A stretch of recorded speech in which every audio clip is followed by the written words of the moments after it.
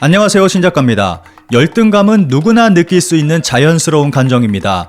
열등감을 잘 극복하면 자기 발전의 계기가 될 수 있지만 심해지면 컴플렉스가 될 수 있고 많은 문제들이 발생하게 됩니다. 이런 모습은 국가 차원에서도 나타납니다. 특히 일본과 중국을 대표적인 예로 들 수 있습니다. 이들 국가는 한국 컴플렉스로 인해서 국가 자체가 병들어가고 있습니다.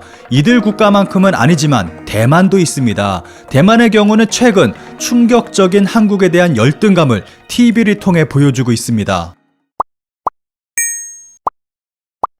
2014년 대만의 한 정치 광고에 한복이 등장했습니다.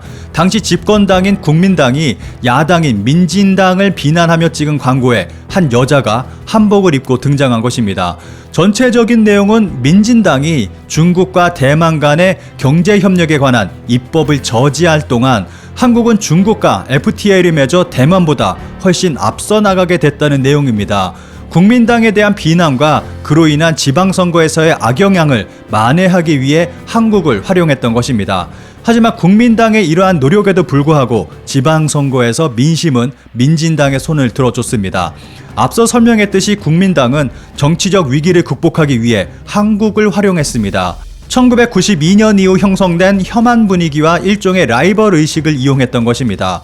이렇게 실은 한국이 중국과의 FTA로 우리보다 앞서 나간다. 만약 민진당이 중국과의 경제협력 기본협정에 관한 세부 입법에 반대만 하지 않았어도 우리가 한국보다 앞서 나갈 수 있었을 것이다. 그러니까 민진당은 잘못했다. 이런 식의 논리를 펴기 위해 한국을 이용했던 것입니다. 반대로 대만은 일본도 정치에 이용하기도 합니다. 일본의 키모노를 입고 찍은 사진을 자신의 정치 포스트에 넣는 일도 있었습니다. 대만과 우리는 비슷한 모습을 가지고 있고 예전에는 친밀함을 느끼던 관계였습니다. 대만은 1895년 청일전쟁 이후 이루어진 시모노세키 조약으로 인해 50년 동안 일제의 식민지가 됐고 1945년 8월 15일 우리와 같은 날 광복을 맞았습니다. 예전에는 하나의 나라에서 살던 국민이었는데 지금은 따로 떨어져 살고 있습니다. 예전에는 중국 대륙을 중공, 대만을 자유중국이라고 부르며 대만과 함께 군사훈련을 하던 적도 있습니다. 이러한 대만에서 혐한이 생겨난 것은 1992년부터라고 볼 수 있습니다. 우리나라는 대만을 하나의 국가로 인정하고 있었고 대만 대사관까지 존재하고 있었습니다. 그런데 중국의 하나의 중국 논리로 인해서 우리도 어쩔 수 없이 1992년 대만과 단교하게 됩니다. 이로 인해 대만에서는 배신자 한국이라며 반한 감정이 폭발하게 됩니다. 그런데 여기서 꼭 짚고 넘어가야 할 부분이 있습니다. 중국의 하나의 중국 논리로 인해서 세계 각국이 대만과 단교를 할 때 일본은 1972년 그 어느 나라보다도 먼저 대만과의 국교를 단절했습니다.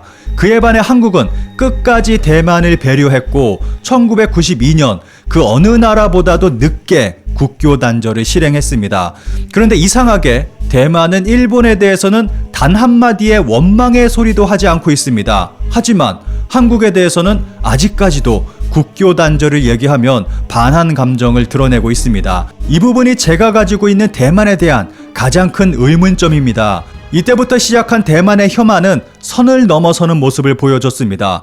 스포츠 경기 응원을 하면서 태극기에 개그림을 그려넣어 개고기 문화를 조롱하기도 하고 한국과 대만과의 스포츠 경기 TV 화면에 한국 국기 대신 개그림을 넣는 모습도 볼 수 있었습니다. 심지어는 대만에 가지도 않은 한국인이 대만에서 범죄인이 되는 일도 있었습니다. 대만에서 한국 여성이 공짜로 먹고 마시고 호텔에서 투숙까지 했다는 뉴스가 나와 한국에서도 논란이 됐습니다.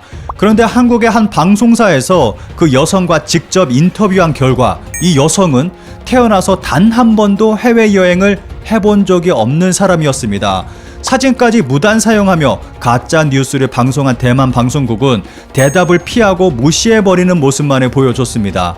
정치인이 한국인이 싫다며 살해하고 싶다는 말도 아무렇지 않게 공공연히 하기도 합니다. 대만의 언론들은 정말 말도 안 되는 보도를 쏟아내기도 했습니다. 한국인들은 석가모니, 공자를 한국인이라 주장하고 중국의 콩국, 단오 등도 모두 한국이 원조라고 주장하고 만리장성까지 한국인이 축적했다고 주장한다며 보도하기도 했습니다. 심지어는 대만의 총통이라는 사람이 한국이 한자를 뺏을지도 모른다는 발언까지 하기도 했습니다.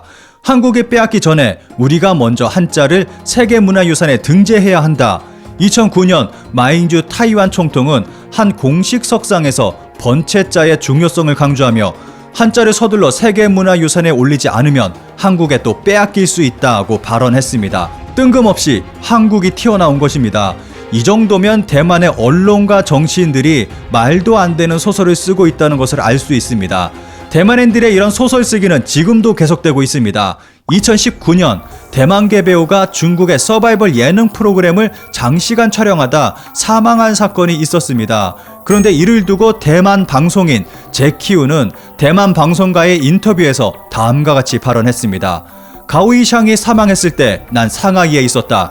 중국 예능에 한국이 많은 영향을 주고 있으므로 이는 엄연히 한국 리얼리티 프로그램의 잘못이다.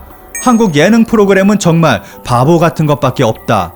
대만의 혐한에 대한 사례는 너무 많아서 정리하기가 힘들 정도였습니다. 지금까지 살펴본 대만의 모습을 보면 떠오르는 나라들이 있을 것입니다. 중국과 일본입니다. 이들 나라가 하는 행동과 완벽하게 동일합니다.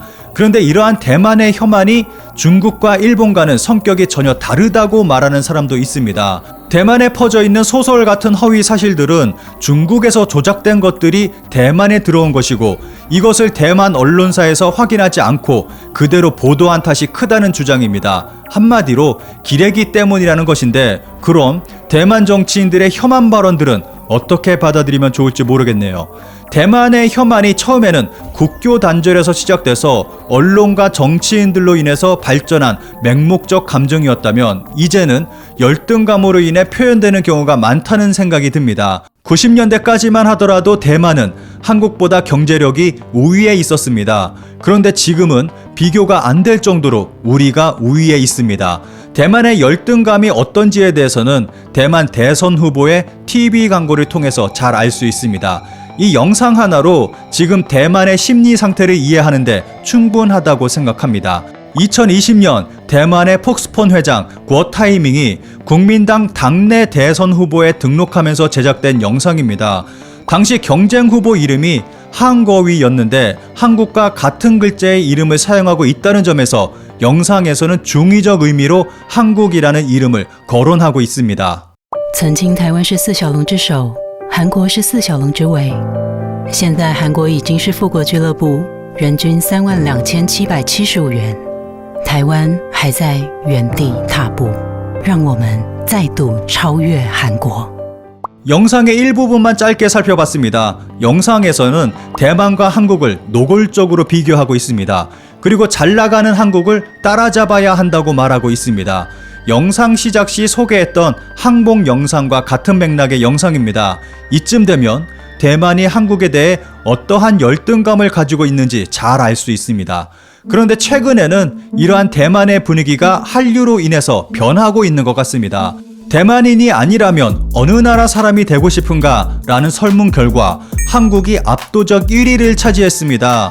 많은 대만의 젊은이들은 현재 젊은 사람들은 한국에 대한 혐한 감정이 없다고 말하고 있습니다. 그리고 대만의 혐한도 지금은 많이 가라앉았다고 말합니다.